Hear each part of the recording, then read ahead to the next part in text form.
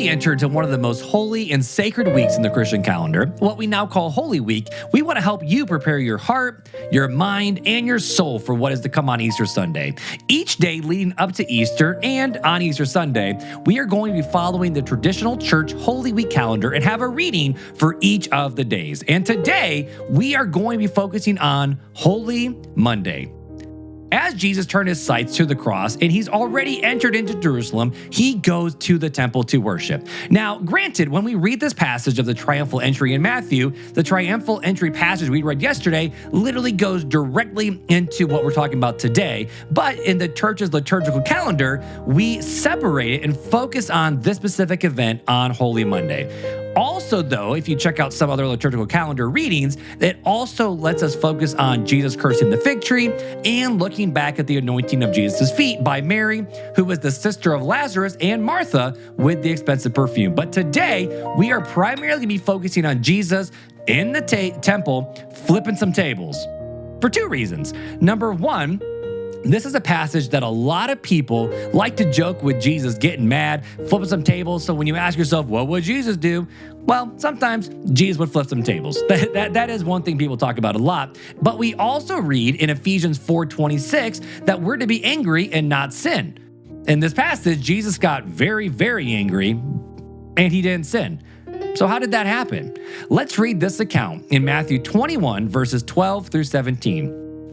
It reads, Jesus went into the temple and threw out all of those buying and selling. He overturned the tables of the money changers and the chairs of those selling doves. He said to them, "It is written, my house will be called a house of prayer, but you are making it a den of thieves." The blind and the lame came to him in the temple, and he healed them.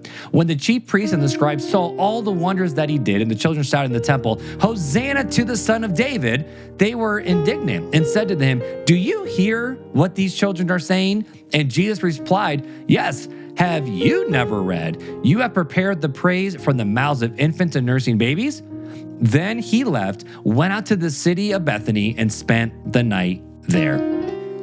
So, here's the question. Why did Jesus go into the temple and flip the tables and flip the chairs? I mean, exchanging money for sacrificial animals honestly wasn't outside of the norm and was something that Jesus actually saw pretty much his entire life when he would go to his yearly trip to Jerusalem.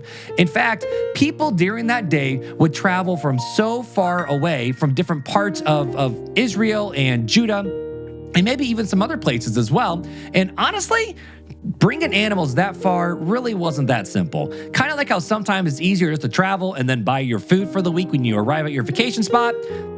Same idea here. But here's the thing. This actually is not the first time Jesus cleansed the temple. This was actually the second time. To help us better understand this passage, I want to read a little paragraph from our friends over at GotQuestions.org from their article, "How many times did Jesus cleanse the temple?" It reads this: Jesus cleansed the temple of the money changers and sellers of their merchandise because of his disgust at what they have made God's house of prayer and his zeal to purify it from the abuse of, you ready? Ungodly men. Judea was under the control and the rule of the Romans, and the money in the current use was in Roman coin. However, the Jewish law required that every man should pay a tribute to the service of the sanctuary, which is half a shekel, a Jewish coin, which we read in Exodus 30, verses 11 through 16. It became, therefore, a matter of convenience to have a place where the Roman coin could be exchanged for the Jewish shekel. The money changers provided this convenience, but would demand a small sum of money in exchange. Because so many thousands of people came up for the great feast, changing money was a very profitable business and one that resulted in fraud and often oppressed the poor.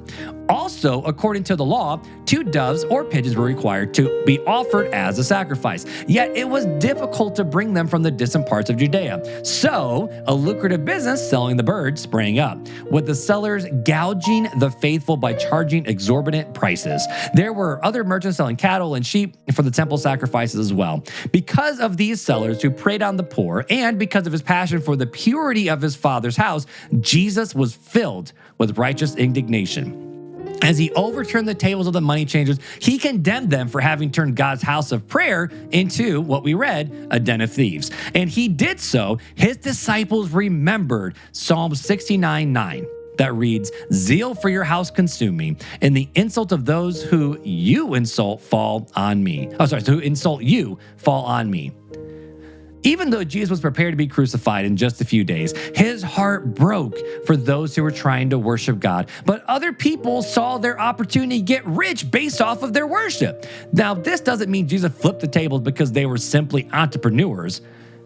Jesus flipped the tables because those people put up a roadblock, a separation between the people and their worship that they were commanded to do by their God. In just a few days, Jesus would actually go even farther with his desire for his people to worship God. In just a handful of days, Jesus will be taken to the cross and the veil in the temple will be torn, signifying that through him, man can finally enter the throne room of God boldly.